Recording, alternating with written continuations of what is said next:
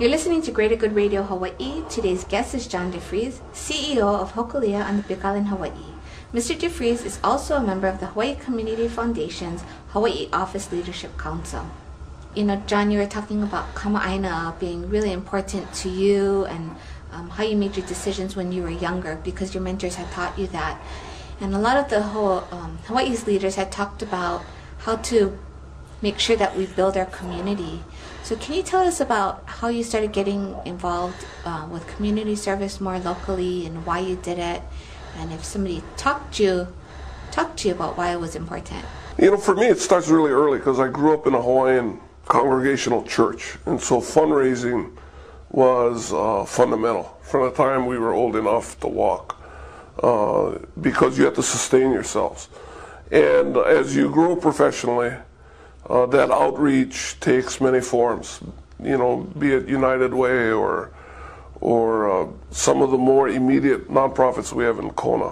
One of the things you recognize in business is that cash is one currency, one form of currency that makes the community, contributes to community health.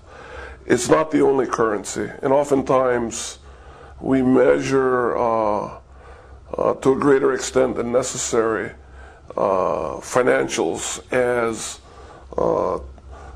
the basis upon which we judge a certain circumstance. So I grew up early understanding that there were currencies other than cash.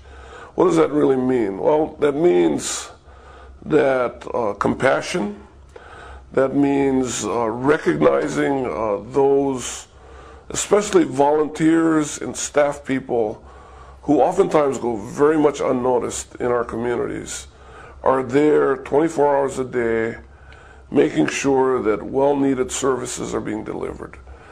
And frankly, they constitute the real base of heroes that we have in our communities, especially in a setting like Kona. And so when business can help to partner and leverage those efforts, in our case, we do, at Hokulia, we do a monthly golf tournament to benefit a nonprofit, you know, on our island. It's been an extremely successful program. We're like approaching, we just passed 5 years, and we've just crossed the $3 million mark in monies raised for the nonprofits. Now, the leverage we provided was this wonderful golf course and a staff that can produce the event. The volunteers, the staff people, the vendors, the contractors, and all of the people who support these causes, the event serves as a catalyst. Everybody comes together, contributes, and then the net proceeds goes to the nonprofit. Beyond the cash contribution, however, getting to know more about those services, more about the people whose passion it is to perform that function and to serve other humans is really the fiber that holds all of our communities together, which is one of the reasons why, even though I'm in business, I understand that financials are important, but they're limited. Without that, the health of the fabric and the fiber that comes from the aloha that people feel for one another in our communities, that cash could be squandered. That financial well-being could be squandered. It really has more to do with those things which are intangible that make us what we are as island communities, that I value tremendously. Do you utilize Hawaiian culture and values in your business practices? And if so, what are they and how are you using them? You know, 6 years ago, my grandmother was age 96 at the time, passed away.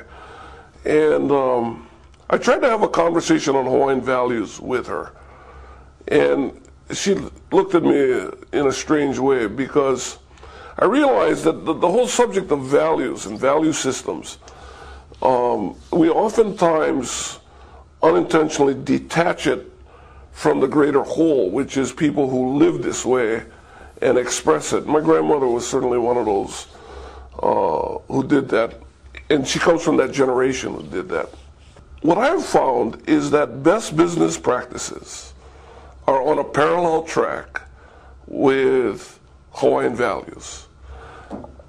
It has to do with doing good, not only for yourself, but for others. Having an appreciation for the greater whole, not just for a subset of the whole. And so if you went down and itemized the latest business teachings on what is the highest and best practices in businesses, I have no doubt that it's going to parallel highest and best businesses. Rarely or never says, go out and hurt your competitor so that you get an edge on them. It always speaks to focusing on the vision, focusing on how to, and getting there as a team, focus on holding people accountable. Those kinds of things run parallel, not only with Hawaiian culture, but frankly, the more I learn about other people's cultures, it runs very compatible with those as well.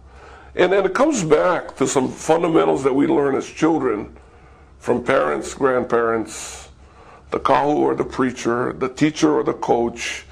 There's certain things that we have the chance to receive when we're that age, and we have a chance to teach when we get into those positions. But it comes back to those fundamentals, whether they're Hawaiian values or something else.